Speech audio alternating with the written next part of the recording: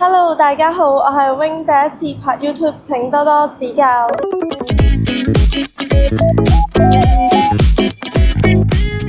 Hello everyone， 我係小新李，歡迎嚟到窮人爆房。事隔2年，我終於又返嚟黃竹坑爆房啦。呢2年間嘅黃竹坑區更加係有往好嘅方向發展。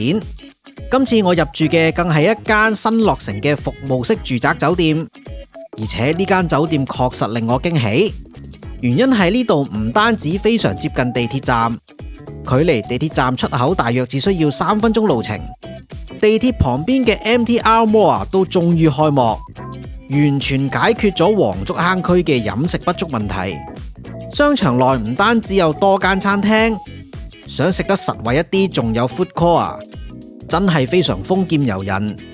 因此呢一間酒店嘅交通同飲食都非常方便。呢一區終於都有啖好食啦，我實在太感動啦！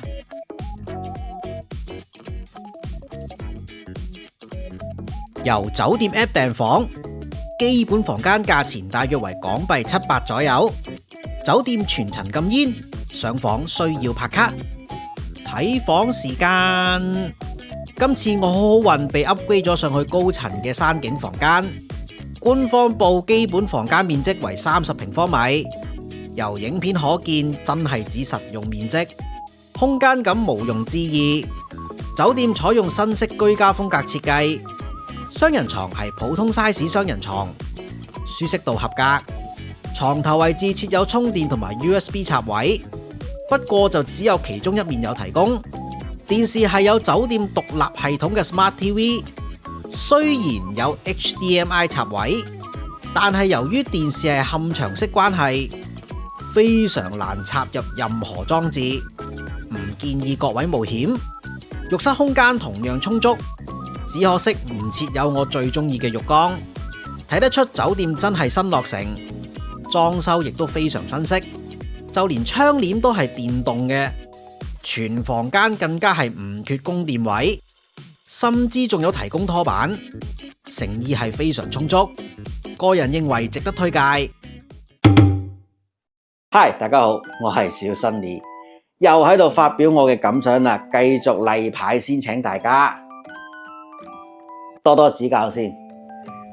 今日咧，我終於又翻到嚟黃竹坑區呢度拍攝啦。哇，對上一次翻嚟都1-2年前。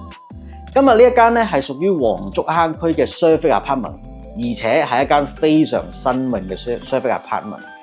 睇資料咧冇搞錯咧，其實佢就上年先至啟用嘅，2024年。咁都可想而知噶啦，佢嘅裝修咧係非常之現代化。甚至乎咧，嗰啲插蘇啊，全部都唔缺噶啦，真係現代人使用係絕對非常之 good 嘅，覺得係。咁叫得 service apartment 啦，呢一度咧絕對係以長住嚟到做裝修設計嘅。甚至乎咧呢度係有 pantry 位，有微波爐，有 bathroom， 甚至有一點好特別嘅嚇，就係佢嘅雙人床係一個油壓升降床嚟嘅，個床下邊咧係可以擺嘢。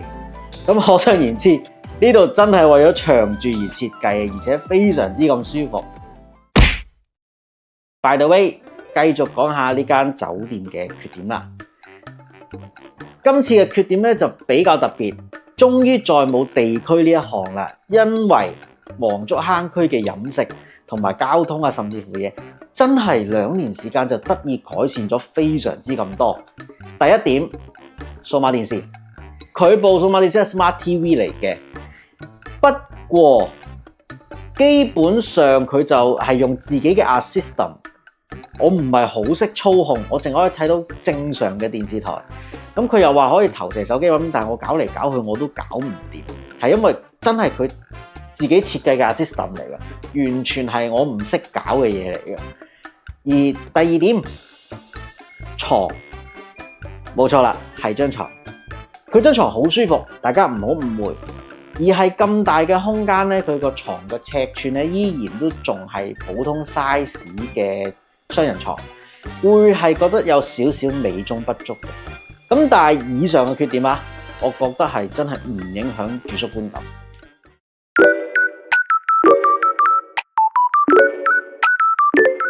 跟住落嚟係會解答網友經常問嘅兩個問題：網速同埋隔音。咁首先網速，啱啱現場 check 過係350 Mbps，基本上同家居嘅網絡一致，做咩都可以。之後就係隔音方面，咁隔音方面，啱先喺拍攝嘅期間都冇其他嘅噪音傳入嚟，咁相信都係非常之唔錯。